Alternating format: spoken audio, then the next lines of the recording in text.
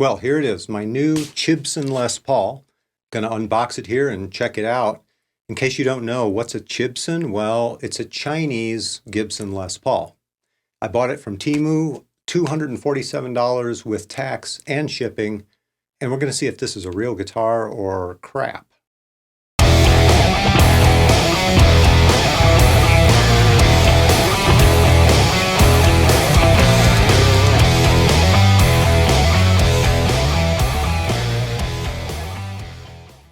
I saw on Facebook somebody had posted that they had bought one of these.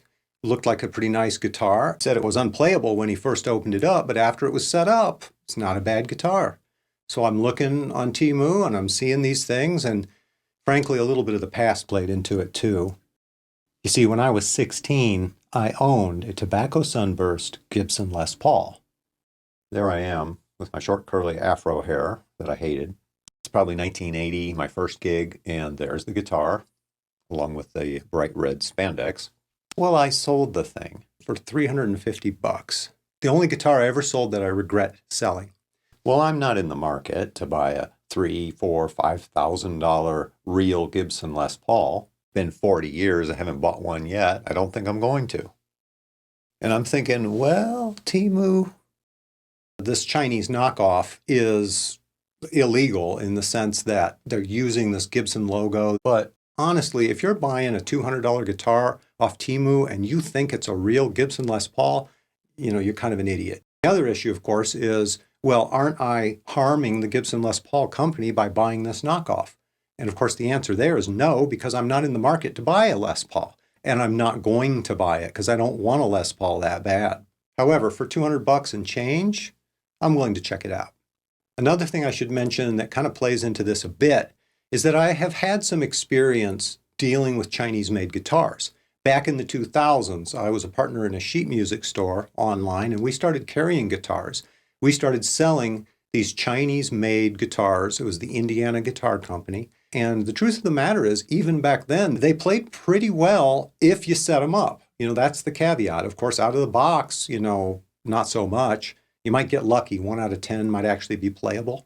Anyway, because of my past experience, 15 or more years ago with these Chinese-made guitars, which weren't terrible then, I'm wondering now, I presume they've gotten better, then manufacturing keeps getting improved and improved, hopefully. So I'm thinking, maybe it's worth a shot. Let's check it out.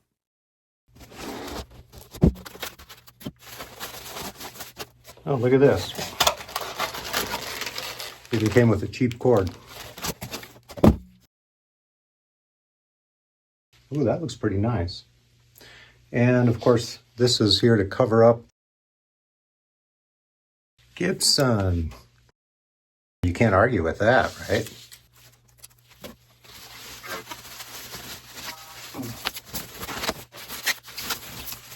All right, looks nice. Tobacco sunburst brings me back. I probably should know whose signature that is, but I don't. Ooh, hear that scratch? So this supposedly rosewood fretboard is very dry and scratchy. Maybe some good treatment, oil, furniture polish, something on there, kind of give it a good soak might help that. Or maybe it's the frets themselves. I probably have to sand them down, some steel wool or something. Let's check it out. A little out of tune. All right, tuned it up here. New strings, of course, they're going to stretch a lot, but not terrible. It definitely plays. Super shiny. Look at that.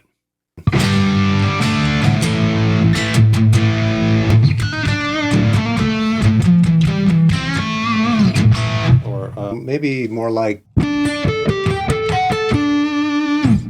I haven't done anything to it yet, other than tune it up, and it's a little noisy. The scratchiness when you do the vibrato or string bend is really quite annoying.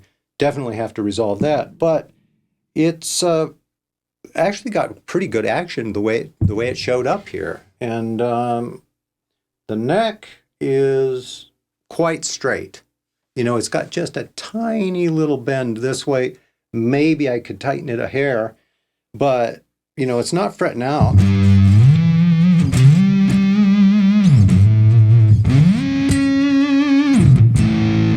Not fretting out anywhere. It's just the way it's set up. You know, it's not terrible.